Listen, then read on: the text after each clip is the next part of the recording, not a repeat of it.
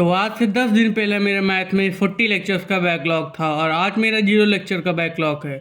तो आज मैं आप सबको बताने वाला हूँ कि आप लोग भी कम टाइम में ज़्यादा से ज़्यादा बैकलॉग कैसे कवर कर सकते हैं।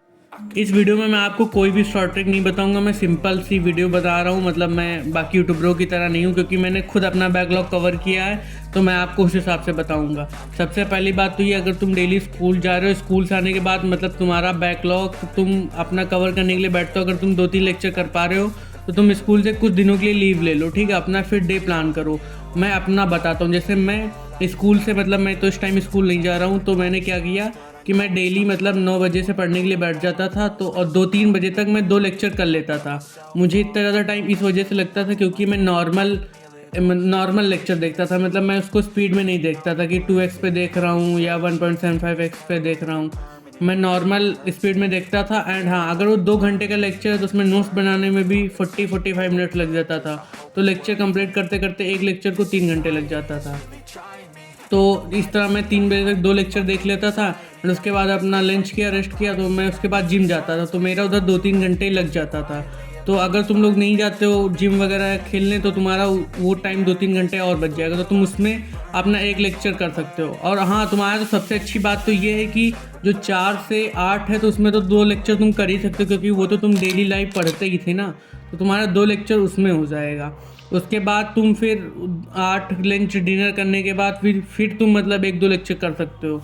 तो तुम इस हिसाब से अपना डे प्लान करो कि तुम दिन के 3-4 लेक्चर तो देख ही लो। और हाँ, अगर तुम्हारा इससे और ज़्यादा बैकलॉग है कि मतलब अब तुम्हारे पास टाइम नहीं है लेक्चर देखने का, फिर तुम वन शॉट पे जाओ। मैं भी वन शॉट देख सकता था, लेकिन मेरे पास टाइम भी था एंड मुझे वन शॉट नहीं देखना था, क्योंकि वन शॉट तब देखा जाता है जब तुम्हारे पास बहुत ज़्यादा बैकलॉग हो, तुम टाइम भी ना हो कि तुम अब वो बैकलॉग कवर कर सको। एंड हाँ, तो तुम इस हिसाब से तुम कर सकते हो कि तुमको डेली 3 से 4 लेक्चर देखना है। उसको मतलब ये नहीं कि 3-4 लेक्चर तुमको कॉन्टीन्यूसली देखना। तुम अपना शिफ्ट बना लो कि 2 लेक्चर मुझे देखना, उसके बाद रेस्ट लेके फिर 2 देखना, या फिर 1 लेक्चर देखना, 10 मिनट का रेस्ट लेना है। फिर मैं तो इस हिसाब से करता था कि मुझे 3 या 4 बजे से पहले 2 लेक्चर किसी भी हाल में कंप्लीट कर लेना था मुझे। और जिस दिन संडे होता था उस दिन जिम नहीं जाता था, तो जिम का टाइम जो होता था मैं उसको 1 लेक्चर और कन्वर्ट कर लेता। तो मैं संडे को 5 से 6 लेक्चर देख लेता था। तो मतलब मैं डेली 3 से 4 लेक्चर तो मेरा फिक्स था, एंड संडे को जो था वो 5 लेक्चर हो जाता था। एंड हाँ, मेरा आगे रिवीजन का प्लान ऐसा है कि मेरे 4 तारीख से एग्ज़ाम है, तो मैं मतलब अब स्कूल के लिए तो पढ़ूंगा ही एनसीईआरटी वगैरह, तो मेरा बेसिक रिवाइज हो जाएगा। एंड जो आगे के जेई लेवल के कॉन्सेप्ट हैं वो मैं 14 के बाद मतलब अपना क्वेश्चन प्रैक्टिस करूँगा। एंड जो रिवीजन है वो मैं टेस्ट के हिसाब से करूँगा। मतलब मैं टेस्ट दूंगा, जो टेस्ट में जो चैप्टर आ रहे हैं मैं उसको रिवाइज़ करूँगा। ऐसा नहीं करूँगा कि मतलब सारा पूरा फिजिक्स लेके बैठ जाऊँ रिवाइज़ करूँ, एंड मैथ्स 2-4 दिन रिवाइज़ करूँ, केमिस्ट्री करूँ। ऐसे नहीं, मतलब चैप्टर वाइज रिवीजन करूँगा।